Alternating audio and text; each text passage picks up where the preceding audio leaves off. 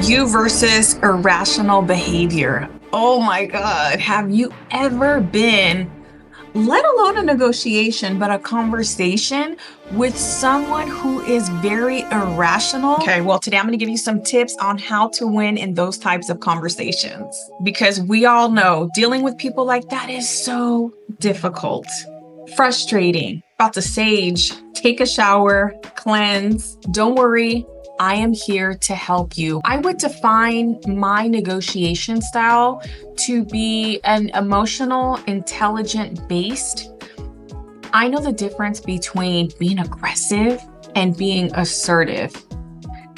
It's two very different energies. You see, my strategy with real estate is to be collaborative and not combative. We are smarter. We are smarter and wiser when we have a level head and we're able to communicate more effectively. What's up, you guys? My name is Michelle, and I help first-time home buyers and first-time home sellers save money, and I help make the process smooth. You guys, negotiating with somebody who is irrational can feel impossible. Now, let's tie it into the real estate world. Whether we're talking to a buyer or a seller, or another real estate professional on the other end negotiating, talking with somebody who's irrational can really derail the whole deal. Today, I'm going to share some powerful tactics that I've learned. Education is something that I will never stop doing. I love learning and absorbing information. So I want to share with you what I have learned so far. That'll help you, because what I've learned in business and personal development within business is you can really apply it in all areas of life. At the end of the day, what I'm learning is to be a better communicator. You know, communication, I feel like this is one of the curriculums that should be in the school systems as well too, right? Is how to effectively communicate in a respectful way. Okay, so first off, recognize, okay, I'm in one of those situations, and going into problem solving with somebody who's being irrational is definitely not the first step that you want to take. They are not going to hear your solutions. Instead, use labeling and mirroring. Labeling is acknowledging their feelings, something like, "It seems like you're really frustrated right now." Mirroring involves repeating what the person said in an upward inflection to encourage them to share more. An example is like if somebody to say, "Well, this doesn't make any sense." You would say, "Doesn't make any sense?" You want to encourage them to share more. This gives you insight into their thought process. Okay, now why do people attack during negotiations, hostility?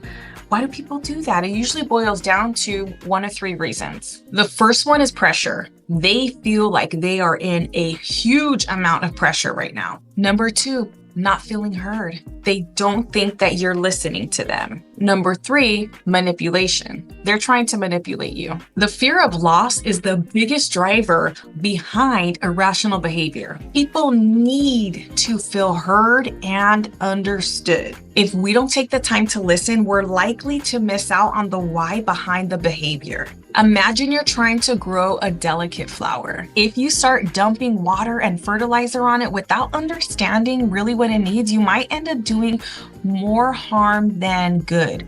Instead, you need to observe, listen, and understand what the plant needs to thrive. Each plant individually is different. So what do we do in these types of situations? We control our emotions. And sometimes we even need to label ourselves. And this one, you guys, for me, this is where the gold is, because we're really diving into ourselves, because you know what? We get triggered too. At the end of the day, we're human, and there's certain things that bother us too. So if we can take a pause for a moment and say, hey, you know what?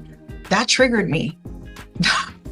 That bothered me. And we can label ourselves internally. It seems like I'm really bothered about that. It seems like I'm getting upset.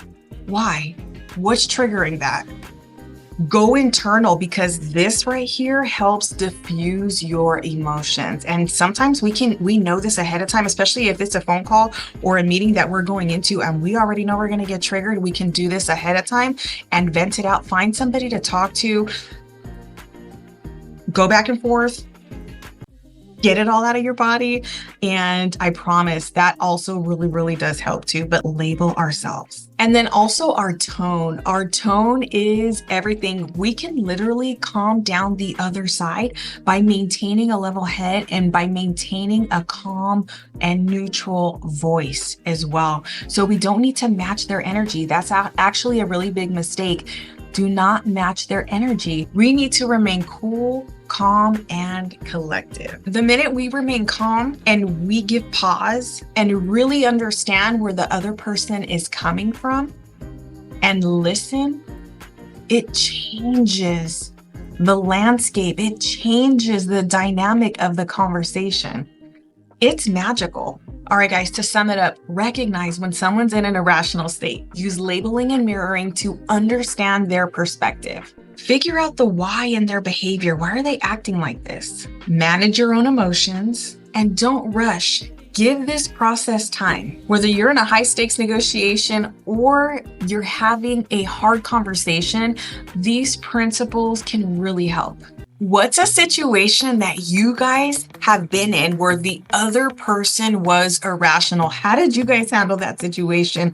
Share that situation in the comments and let me know what the outcome was. It doesn't matter if it was successful or unsuccessful. This is a community. This is a space where we can all collaborate and share together. So let me know in the comments. Thank you guys for watching. If you found this video helpful, please give it a thumbs up and subscribe to this channel. I give so many real estate tips. We do monthly videos.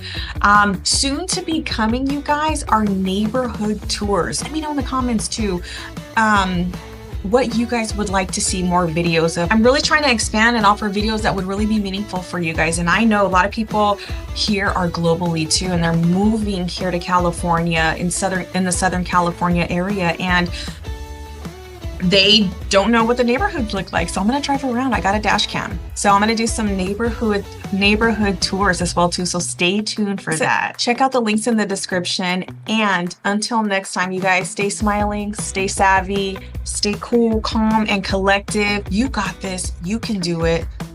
Level head. All right.